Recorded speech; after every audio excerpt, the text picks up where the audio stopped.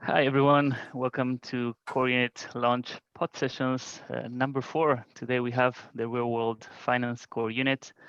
So we have the pleasure of having Sébastien Derivaux with us. That's going to be introducing his mandate, the budget, and himself as a facilitator. As always, if you have any comments or questions, do not hesitate in interrupting and jumping onto the mic. That's actually encouraged. So without further ado, Seb. Yeah, sure. Thanks. Hi, everyone. My name is Sébastien Derivaux, and I will present the Real World Finance Core Unit with my lovely French accent. So Real World Deep Finance Core Unit, as you might have seen in the forum posts and in the mandate of those forum posts, will work mainly on onboarding traditional finance in DeFi. That means a lot of things. One big chunk is real world assets. That's the thing we are doing since September last year. Onboarding the yield curve because we have there is a MIP working on the term loans and stuff like that. So what does it mean to have term loans on maker sheet balance? And speaking of the balance sheet, all the stuff that is a little bit boring for most people, like accounting, solvency, and regulatory reporting. Regulatory reporting only if at some point someone cares to have information of what we do inside of DeFi. But it's too small, no one cares currently. So that should be fine for at least the next week. So the overall idea is to bring a finance view to make a DAO. Even if some of us are able to hack a bit of solidity, or at least to read it. We have no special competency here, but most of us have a financial background, so that means that we might have a different perspective on the situation. And our vision is that the future of finance is DeFi, and MakerDAO will be the main actor in this ecosystem. So MakerDAO in the 10 years is the most biggest bank in Europe. Not in Europe, in the world, obviously. So I have a question regarding your, because my accounting courses are a little bit in the past now. I understand that the surplus buffer is a liability because that's what someone that took a loan owes us, but it feels a little bit unnatural that we can actually spend the surplus buffer. So if that happened, what will be the result on the balance sheet? If we spend, let's say you give one DAI to Juan, what will change is that the DAI section will increase and the surplus buffer section will decrease. So nothing will change on the asset side. We will just have one more liability, one more DAI liability that will sit, the DAI asset will sit on your wallet. And the surplus buffer will be minus one DAI. DAI as a unit of account, not a unit of value. So currently the team is 5 people. Those are a little bit different from the initial submission because 2 months passed. And I didn't have the foundation budget to hire some people, so I couldn't. So it's led by myself, Sébastien as a core unit facilitator. We have William that is on the call as well, which joined us from New Zealand, and Phil that is a part-time contributor from London. And we have 2 community member experts. This is something that I really like about MakerDAO, and I really think it's something very special about this community, is that both James that is helping us on People Company and Christian, which is helping us on SolarX, just show up from nowhere inside the forum, and they proposed to help us to deal with those collaterals. And they have a great background because James is doing farmland all day long, farmland financing all day long, and Christian is working on project finance in the energy sector. So both are great expertise for our business. And both are maker holders, so that's what can you ask for more?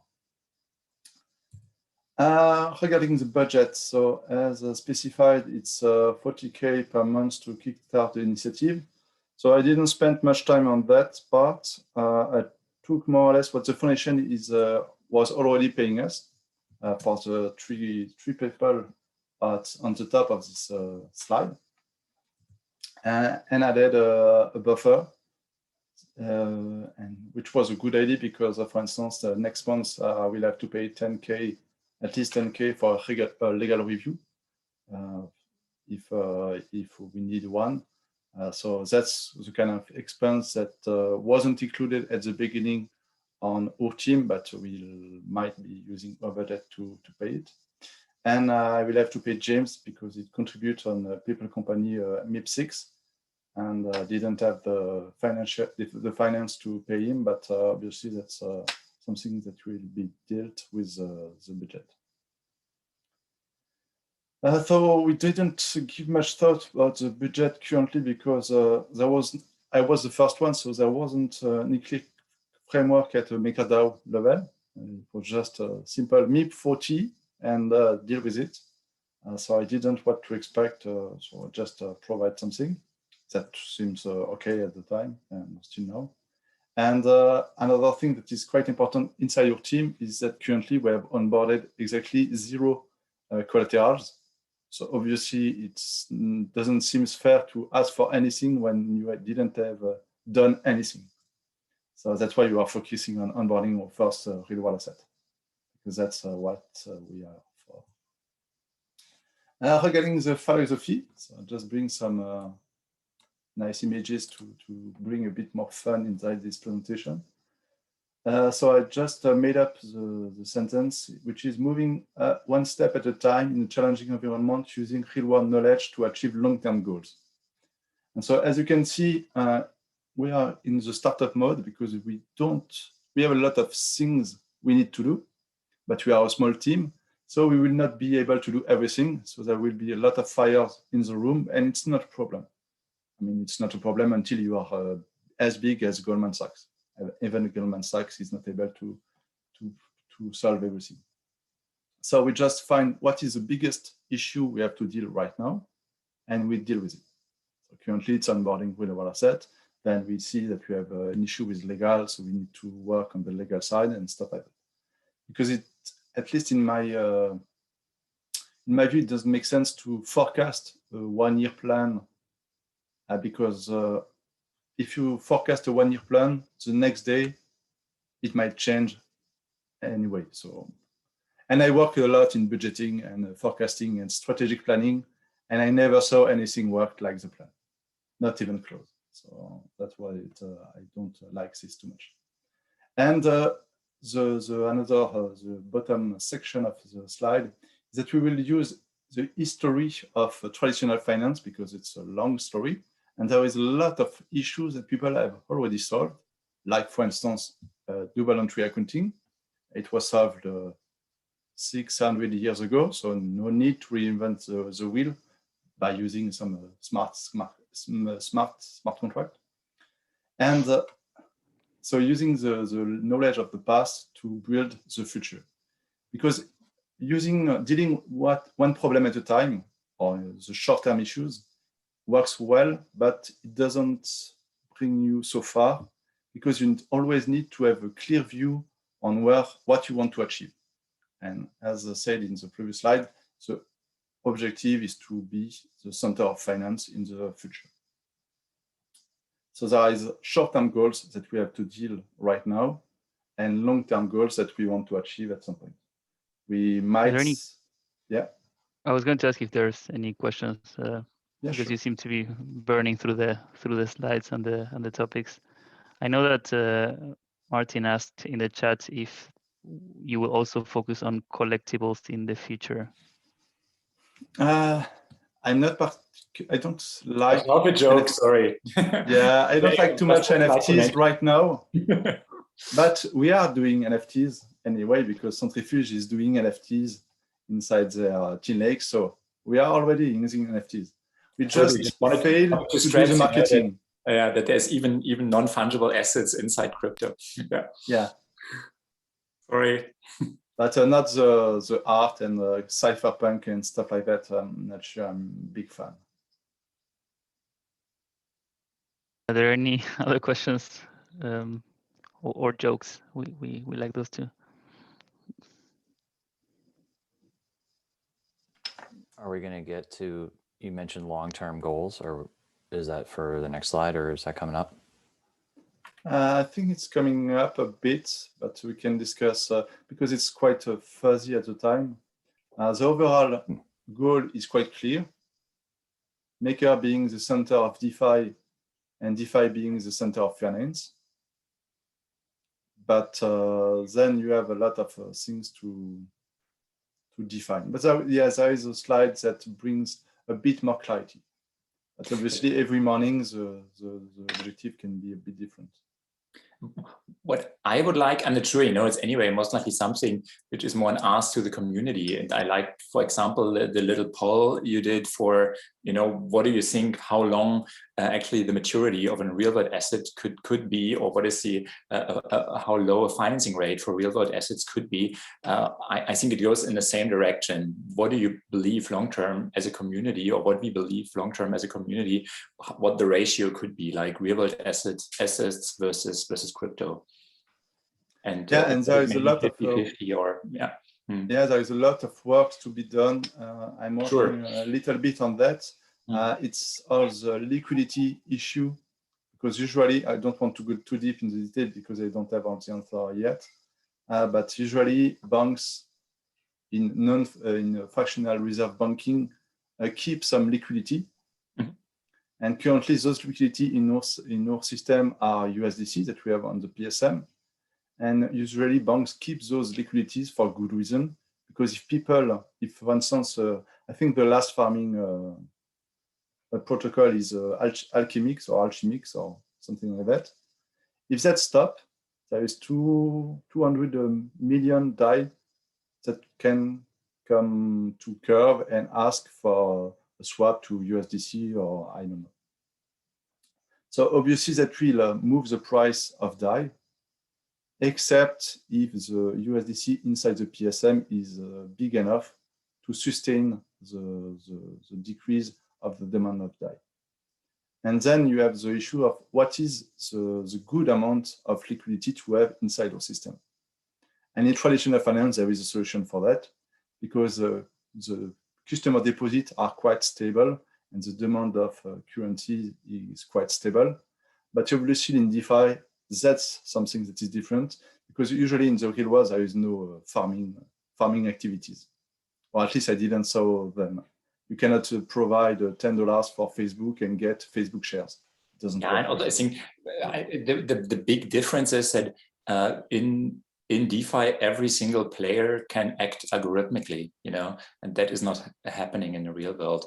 I'm completely with you. It was more really like, if you look at the vision or strategy, I think, Tim, you mentioned it, that is also something I think where I would like to see, hey, we as a maker, as a community, if we would like to be kind of, the decentralized bank for DeFi, what is actually our vision, coming with that. But that's a community-wide question, and I tried to bring this question in the forum earlier this year, but there is a lot of people, a lot of direction where this can go, and yes, there is a working group for that, which is called, I don't remember the name. Compass, right? Yeah, Project Compass. Thanks. So there is a working group for that, and we will be able to follow whatever the direction is. It's super important to know the direction to be sure that we go there. But yeah, so I don't have a clear answer of what is the proportion of real world assets. It will mostly depend on the liquidity of those assets, if they are long-term, short-term, and what is the structure of our liabilities, if those are short-terms or long-terms. DAI is currently unsure, and the surplus buffer is obviously a long-term asset, long-term liability. Seb, on your proposal, you seem to have a very clear proposal with numbers. I don't know if you modified that or you changed your mind a bit, because it seems to be different to what this one. Yes. The 300 million of real-world assets loans. Yeah, I remember you saying our target is to have in 1 year this much and in 2 years. Yes, Okay. it was this amount. 2 years, I'm not sure. Maybe I'm wrong. I might be But misremembering. in 1 year, yeah, the idea was to have a 300 million real-world asset loans. So that means that as with a 3% average stability fee, that bring 9 million of revenues to the protocol, which is a good start, I would say. So this number was a challenge by some people, and I fully understand it because it seems ambitious, small and ambitious at the same time. But we have a pipeline currently with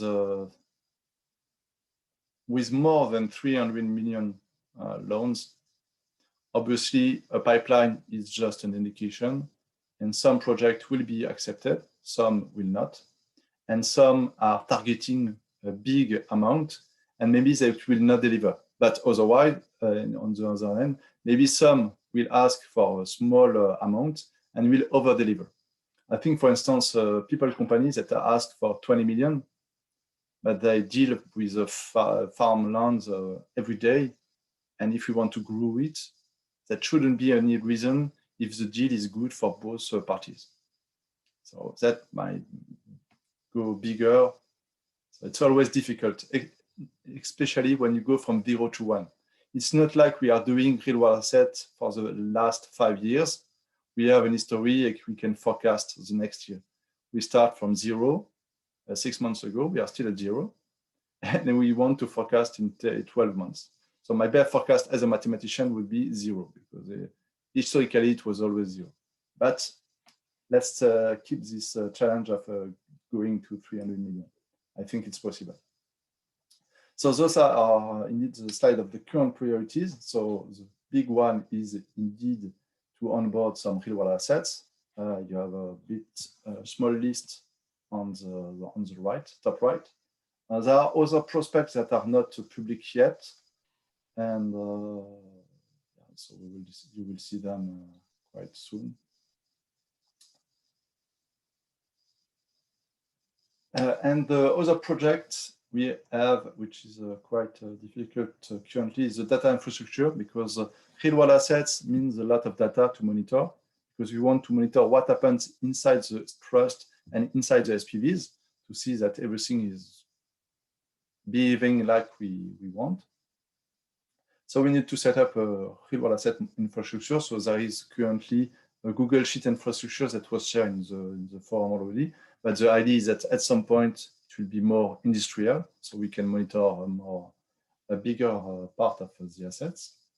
And the other data infrastructure is a financial statement for MakerDAO. Not only the financial statement, but everything else that provide the information I use, for instance, on the financial presentation every month. So this is also something that might be is a bit complex to do, because, for instance, the profit and loss statement or the financial statement that I made in Analytics currently doesn't work anymore because this presentation is no longer available. So I will need to find another provider to rebuild a bit the framework, see if I can use the same SQL queries and stuff like that. But it gives quite good information that is useful for the protocol. And so it's important to have that as well.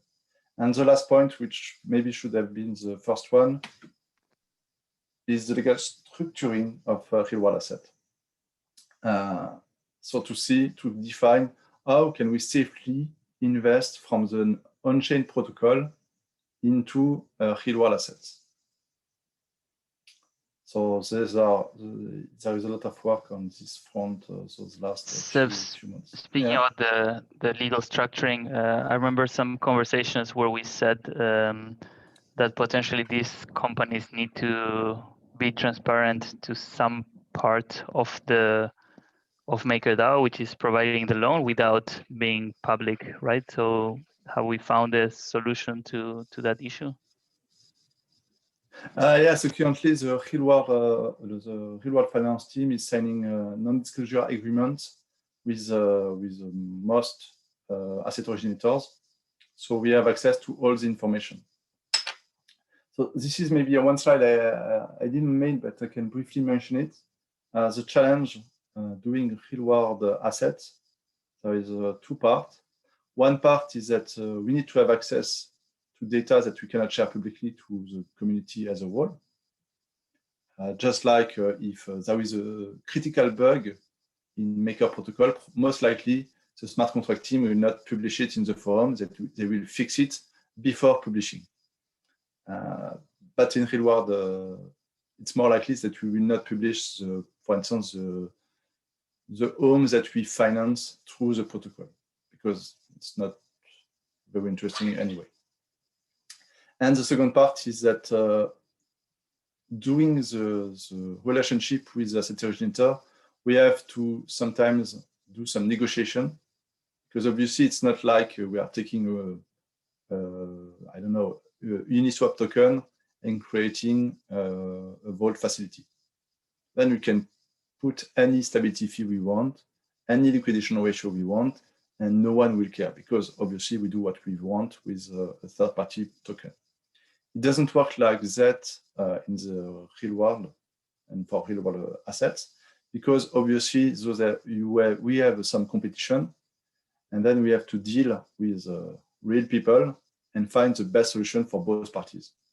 And so we have multiple rounds of negotiation, just like any investment you can do in the real world. There is always a lot of negotiation. And sometimes you can decide that negotiation is not good for makers, so you need to move on. But it's not something that we can easily disclose to the broad community, because it's we cannot, for instance, let's say we find out that an asset originator is made some bad business in the past. It's probably not the good place to say it inside a public forum, speaking about one person. It's better to just put it under the rug and move on to some other stuff. Yeah, and I think there's also like this part of it that is in relation to the asset originator himself, but the other part is whether actually his customers actually have given him actually the authorization to disclose activity that potentially relates to them actually right now, like that openly in a public forum. Yeah. So yeah, there's both trade secrets and business secrets, and as well as like responsibility that they have towards their customers. Yeah, and sometimes the asset originator share with us an information that they don't control. It's another information from a third party with whom they have an NDA. So they can share it with us because we also have an NDA, but at the end, it's still not possible to make it public. So that's something to take in account. And potentially there will be a legal entity to actually sign these deals, or... Yeah, that would be better, but I'll let the other one work on that. Okay. So currently what happens is that each member of the Real World Finance Core Unit sign the NDA with his own name or legal entity. And maybe we will use the legal entity of the core unit, or yeah, I'm not sure about what is the best course of action. But if at some point Maker has a legal entity for that, that would be a huge win. And if there's any legal issue or something, what would be the conflict resolution methodology? You mean regarding an NDA? So more if one of these loans goes south for any given reason, then what's the recourses or any So type usually of it's structured as we are not needed to do anything on our side, at least legally.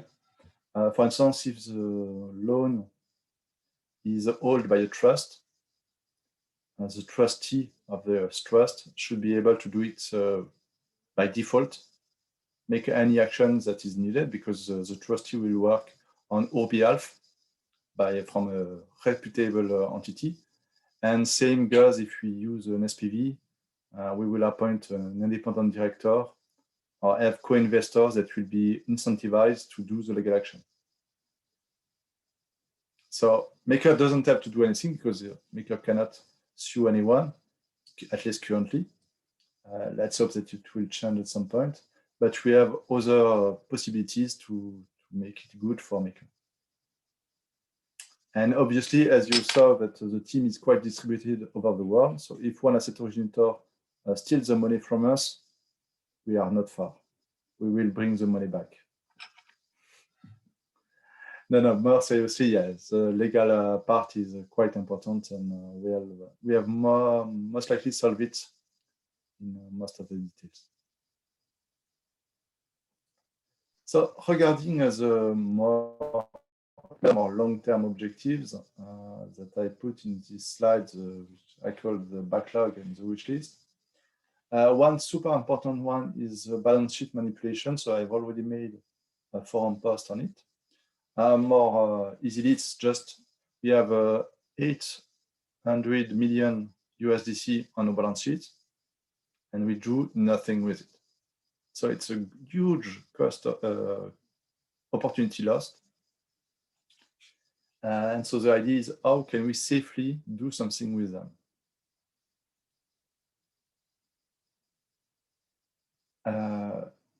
And there is a two parts on that. One is the conceptual possibility of doing something with those USDC. And the other part is developing the smart contract to do it. So we obviously will not develop the smart contract, but there is some background or some work that need to be done to understand what is possible, what are the risks for the protocol, and mainly on asset liabilities management. Related. I mean, potentially you have like a risk letting people do arbitrary decisions compared to just having a smart contract, and the USDC is deposited there, and it's, well, relatively safe. I don't know, instead of adding a layer of complexity, right? So I think that's that's like a consensus point. Yeah, it's more on the general principle of balance sheet manipulation and not on the details. Because obviously you can develop a smart contract, you can put a multi-sig, you can, I don't know if there are other solutions, but those are just implementation. At the beginning, you need to understand what is the level of USDC you need to keep at all time on your balance sheet, because on the liability side, you see that most of the DAI are used for farming, and those farms will end in 1 week. So you know that in 1 week, a lot of people will want to swap DAI for USDC. So it's not a good idea to invest USDC just before that. Same goes for the surplus buffer and the strategic reserves. Those are linked. It's one thing to know that we need to have some surplus buffer to provide safety for the protocol. It's one thing to know that it would be good to have some strategic reserves in case of there is a big crash on the major protocol. Surplus buffer is removed because we have a lot of loss, and then we are not able to pay for the workforce. So obviously, it would be a good idea to have some strategic reserve. But at the same time, there are some implications, because when you move more money from the surplus buffer to a strategic reserve, the guarantee for the DAI holder is not the same. Maybe you will use a strategic reserve to make them whole, maybe not. So what are the implications? What kind of asset can you have on strategic reserve? What kind of asset is better to be kept on the Maker protocol? So those are all the questions that you need to answer before even thinking on, are strategic reserves a smart contract? Are they multi-sig? Those are details at the end. Another one is to have EuroDAO. Sorry, Sam. Yeah. I think actually the strategic reserves is also like a bit of the context that sometimes the community doesn't have in terms of like how a normal bank kind of like works, which is around setting up like provisioning levels for potential losses in the portfolio for real world assets. Even though in most cases, we are like we hold senior positions into the investments that maker does. You still have to account for the weird scenario where actually there is actually real losses that should occur, and actually that's where it sits, and it's extremely like important topic for us to actually to have that level of provision that is actually big enough to cover for all of those losses, which you try to forecast, right? Yeah, exactly, because the surplus buffer depends on the risk you are taking on the balance sheet. Currently, we have a lot of market risk. We have no credit risk because we are not making really loans. Well, there is a credit risk, but there is a market risk. Because, for instance, if Uniswap is hacked and there is 10 trillion of Uni tokens that are printed and sold on Uniswap, you know that the price of Uni is goes to zero immediately. And then the whole debt ceiling of Uniswap on the Uniswap vault is filled, and this is a loss. But using real world assets, you have a credit risk because you are lending money to people, and some will fail. Obviously, we use a portfolio approach, so if one person doesn't repay, it's not a big deal. We have the senior position, and we can, let's say, sell a house. But let's say the house is burning down, there was no insurance, or there is nothing to begin from that, it's still not a problem. But if there is a big market crash on real estate, for instance, obviously there will be consequences. If we have subprimes, there will be some consequences. But that's why we have the surplus buffer in the first place. Okay, so EuroDAO is almost the same and brings the question on how we deal with multiple currencies. Does it make sense to instantiate a copy of the current protocol? Does it make sense to find another solution to hedge the currency issue? Those are interesting questions. One thing that would be interesting, because we are all exposed to MKR price, so I always want to increase the price of MKR, is to maybe make a financial presentation for investors and deal a bit with investor relationship, because I made a presentation to some investors once or twice, and I was always amazed by the lack of knowledge of Maker and the business model of Maker. So people doesn't understand it. Probably we are not doing a good job at explaining it. So maybe there is something to be done here. It might be this team, it might be another team. I'm not sure about it. And the last section is the Maker credit rating, which is quite a new idea that we had.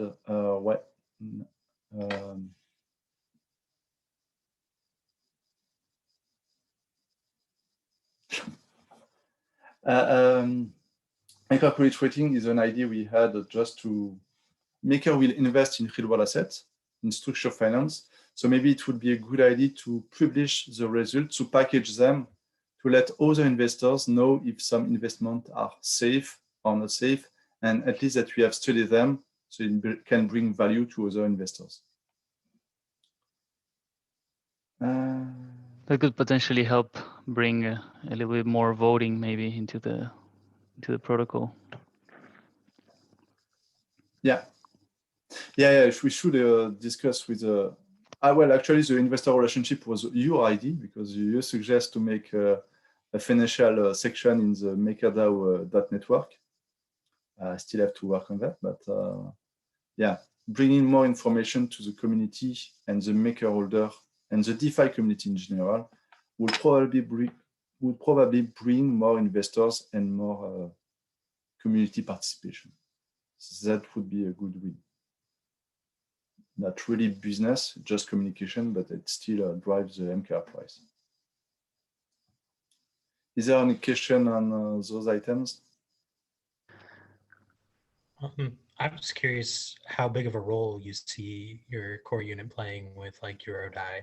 Like, is it something you foresee wholly owning, or I guess, do you have any plans for that in the future and being one of the people who proposed the declaration of intent?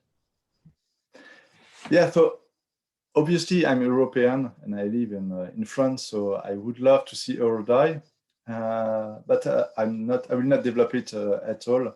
But I will bring any financial expertise that is needed for that. And it makes sense because even those last week, we had a lot of discussions thanks to the business development team from the foundation. We have a lot of discussion with regarding real world assets in euro. So obviously, currently we are just saying, well, okay, but you have to hedge the euro to USD, then you have to hedge the USD to DAI, and then at the end of the day, it's not competitive at all. And so there's a lot of opportunities, and currently it's not easy to do. So it would be good for real world asset as well, even just from a diversification point of view, because the world is not only the US. There are some great assets that are uncorrelated in Europe. So that would be great as well. So yeah, it's mainly bringing the financial competencies to that. And there are also a subject of regulation with MiCA in Europe. So that will impact DAI as well. So it makes sense to do the work as well. Yeah, there's just a few asset classes that are probably a little bit lost touch by the USD rule, which yeah, we can discuss later. But the team actually has been working on a few of those, where most of actually the trades and things actually happen in USD, which you can actually have like a global reach, but otherwise it can be quite challenging for us at originators because they have to manage those hedging positions.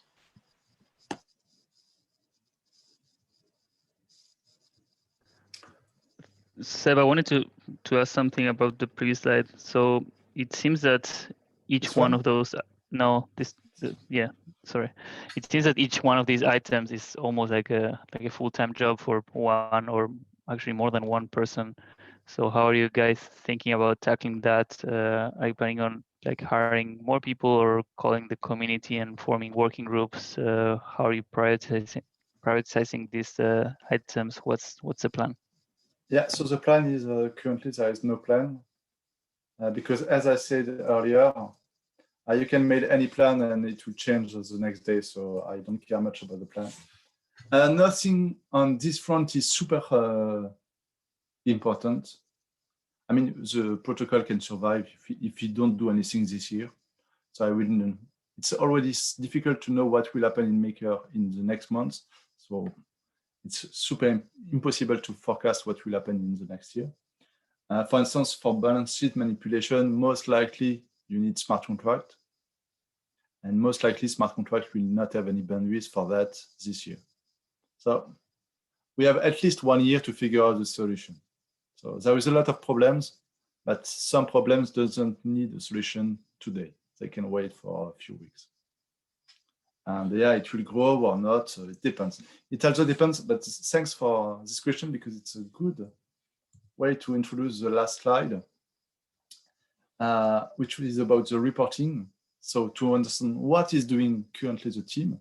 So there is 2 touch points for that. One is weekly during the governance and risk meeting. So there is a short presentation about what we have done since last week. Probably good to ask questions as well if you want to understand more or get more information.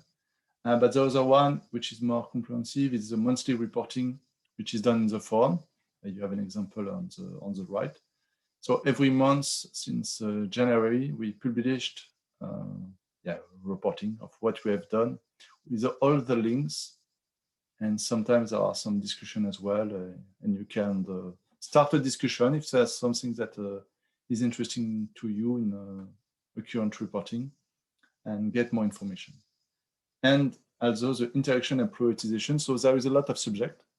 We bring competency to the table. So really bring a finance vision to make a DAO. And then the community can ask for almost anything that is inside this mandate. The community can decide to create another core unit to solve some issues.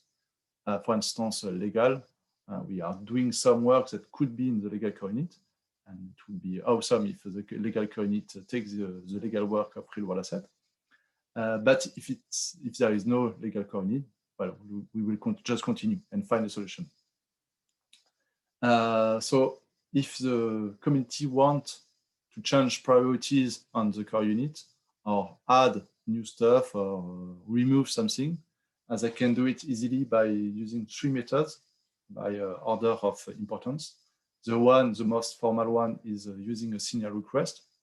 So you can say, hey, real world finance core unit, can you work on that full time now, please? Thanks. Or find a solution to this problem. Thanks. That's one way. The informal poll is another way, because obviously there can be a simple discussion. And you can also contact me or us in the direct message or by the chat, by the Rocket chat.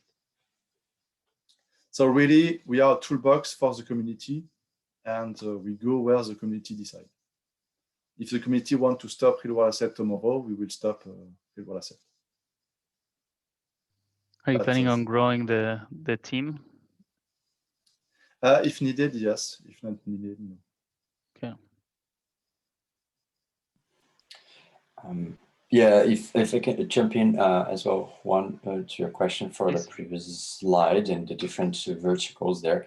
I think at this stage of the evolution also, it's probably not needed yet, like working groups that actually solely focus on those purposes, because a lot of those are actually quite organic as we are growing and actually bringing, new collateral, new words assets, new different like classes of those. We're actually already thinking about some of those problems and actually kind of like putting organic actions along the way, rather than kind of like to try and plan a whole budget in advance for, I don't know, dealing with provision forecasting, or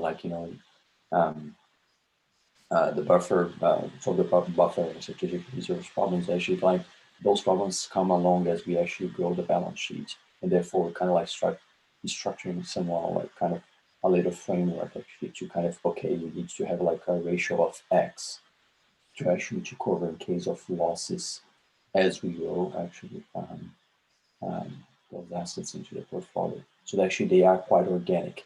Up at some point, they actually grow to a significant size, with them I think it might actually make sense to actually create some working group that is a little bit more formal.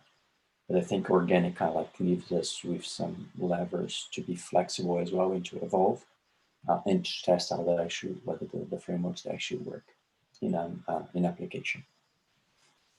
Yeah, I agree. I think it's what Seb said before, that there's a lot of things that the DAO doesn't need, but I think it would make a huge impact if we did have them. And one of them is real world assets as the most basic example. But then the other things that you're considering or having your radar are potentially game changing as well.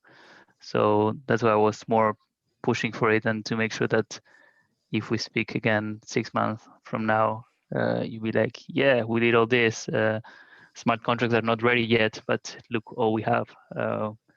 So that was where my question was going a bit. Yeah, and some stuff are taking time. I mean, for instance, the surplus buffer, I've started discussing it, I think it was in December, arguing that there is no DAI in the surplus buffer. And most people were, come on, there is DAI in surplus buffer because we can use it to buy stuff. And then there was a lot of discussion because those kind of stuff just take time. Even for me, I mean, it took me 3 days to find out the MakerDAO balance sheet, the correct one, because I have previous versions that were wrong. Maybe this one is still wrong, but we will see. So you need time to ingest new knowledge, experiment with stuff, challenge your assumptions, and you progress, but you cannot progress. You cannot say, I will work, for instance, in the next 3 months, I will work only on one problem, which is term loans. And what is the maturity risk? I can work for 3 months, and I will not get at the good answer in 3 months. But the other way to look at this kind of problem is to say, okay, we will try to think a little bit. We will do one experiment with a people company that will have a 5-year loan with a duration of 5 years. See what happens. We know that it's not a big issue because it will still be small. and we will learn what will happen and learn by doing to challenge our assumptions, build more theoretical knowledge, and then do another experimentation, and yeah, both being theoretical and pragmatic. Sounds good. Are there any other questions? Kind of along your lines, one, when I guess do you plan, Seb, to be coming back to the community with like a budget update? As I see your current levels as being something that could fairly quickly be run through.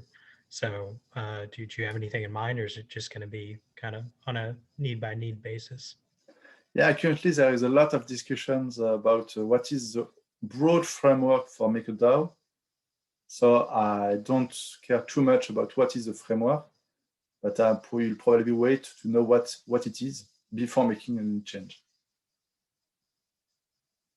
And yeah, and I really want to onboard some real-world asset because that's our main priority. Because if we are not able to onboard a real-world asset for any reason, or reason or other reasons, it doesn't make sense to discuss the budget, because most likely we will need to change the core unit. We don't care about the real-world finance core unit if there is no real-world asset. We will find a new name. That makes sense. Any other questions? Frank, Long, Jerry?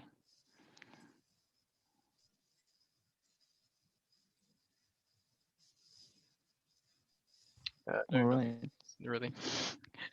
Regarding next steps for this core unit, Seb, can you give a little bit of an overview of where we're standing and what's happening next in governance terms?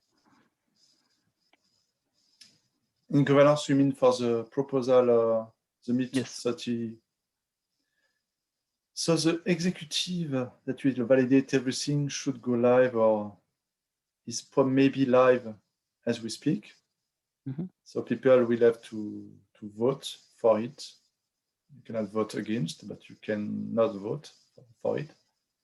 And we'll see if it passes, I think, early next week. Sounds good. I think. Let alone for wisdom, correct me if I'm wrong. I think it's Monday, if I remember correctly. The MIPS executive is Monday. Okay. Was that the question? Sorry, I'm only half listening. I'm doing other stuff as well. No, that was a good answer. So yeah, it's a Monday. I always forgot that the MIP executive is on another day, another MIP to the week, to the month. Where can people find you, Seb? You can find me on the forum as a Seb Venture, or on Rocket Chat as a Seb Venture, or on Twitter as Seb Venture. That's good to know. All right. So if there are no more questions, let's call it an evening. Thank you, everyone, for joining us. And yeah, vote on chain. You have until Monday to do it. And for the next core unit launching pod session, we'll have Seth next Wednesday speaking to us about content. So really looking forward to that one. So come join us. And see you at forum.makerdao.com. Thank you, guys. Thanks, everyone. Thank you. Bye-bye. Bye.